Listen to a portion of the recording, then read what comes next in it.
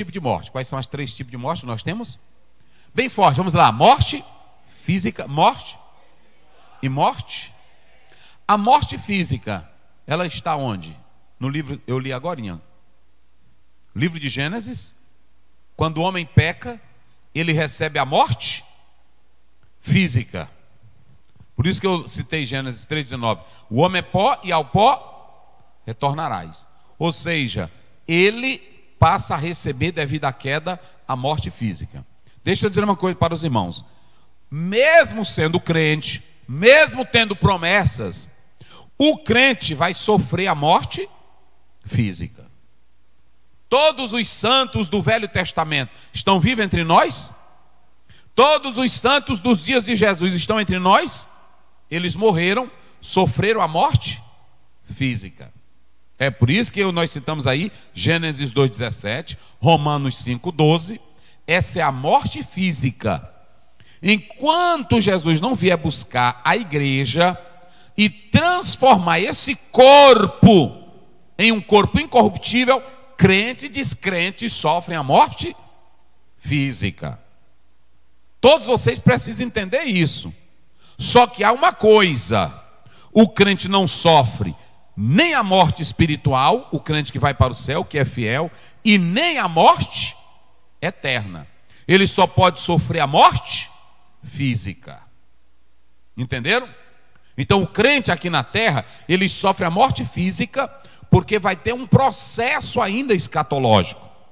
Aquilo que o Senhor veio restaurar com a morte dele, vai acontecer em um segundo plano. Então você pode observar que essa vida física é o fim da vida natural, que vem com a queda. E os crentes... Agora, vamos ver como é que Paulo encarava a morte física. Vai lá, Filipenses 1:23, coloca aí.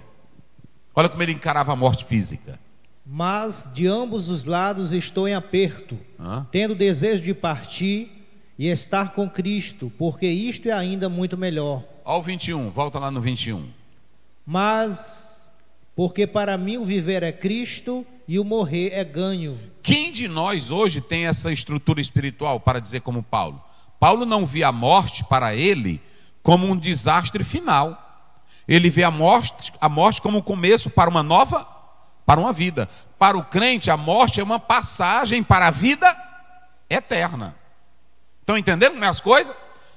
A morte física, ela é a passagem nossa, é a senha para a vida eterna. Nós temos que entender isso. Olha o que Paulo diz em 2 Coríntios 5, primeiro, vamos lá. 5 primeiro. Porque sabemos que, se a nossa casa terrestre... Isso aqui, ó. Se esse corpo velho... deste tabernáculo se desfizer... se ele se acabar... temos de Deus um edifício, uma casa não feita por mãos, eterna, nos céus. Está vendo? Então, é assim que Paulo encara a morte. Uma passagem para a eternidade, ok? Então, vamos analisar aí. Nós temos agora a morte espiritual. O que é a morte espiritual, pastor Aziel? Vamos ver aí Mateus 13, verso 49 e 50. Vai lá. Assim será na consumação do mundo. Virão os anjos e separarão os maus de entre os justos. Isso. E lançá-los-ão na fornalha de fogo. Ali haverá pranto e ranger de dentes. Isso. Vamos ler também Romanos 9:3.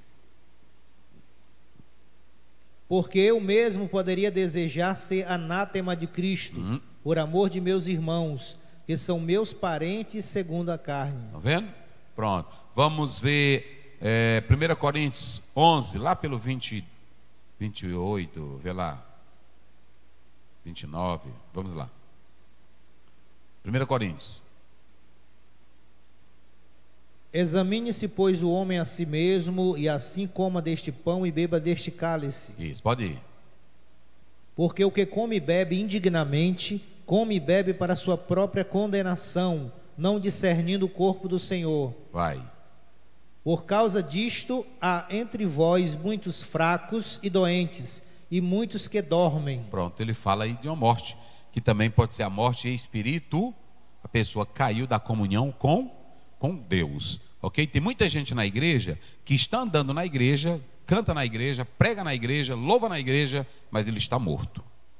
Está morto espiritualmente. Não tem vida de comunhão com Deus. E aí, por fim, nós temos a morte. Vamos lá, Jorge, volta aí para a gente encerrar.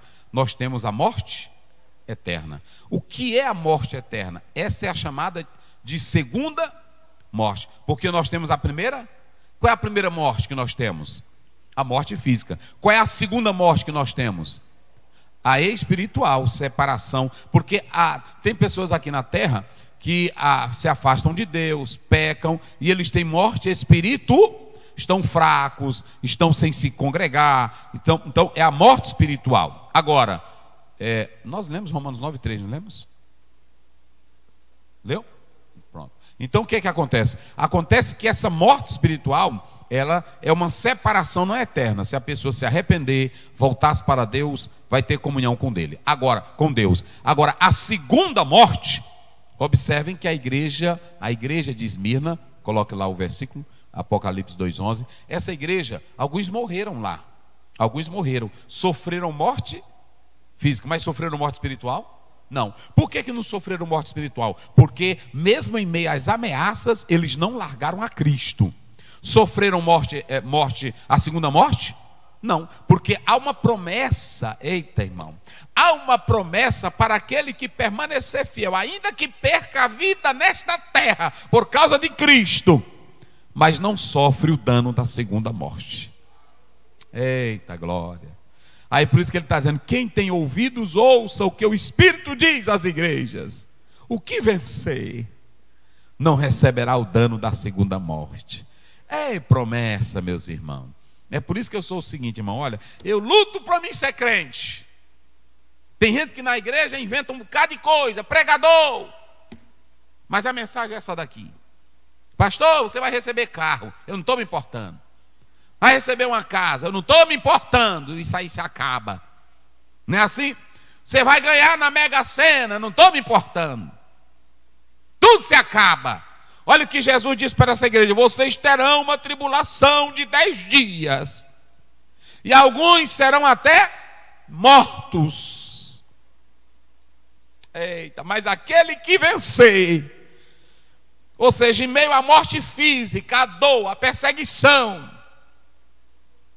aquele que vencer não sofrerá o dano da segunda morte, ou seja, vai ter vida eterna com Cristo Jesus, o Filho de Deus. Eita, coisa boa. E tem muitos aqui que estão ganhando as coisas da vida, mas não vai ganhar a vida de lá. Vocês entenderam agora? Aí observem bem, que aí Jesus fala isso. E essa segunda morte, sabe o que é a segunda morte? É que tu vai estar separado de Deus para toda a eternidade, porque tu viveu aqui na terra sem prestar para Deus. A segunda morte, meus irmãos, é o destino do homem sem Deus para o lago de fogo, e com o diabo e seus demônios. Eita, meus irmãos.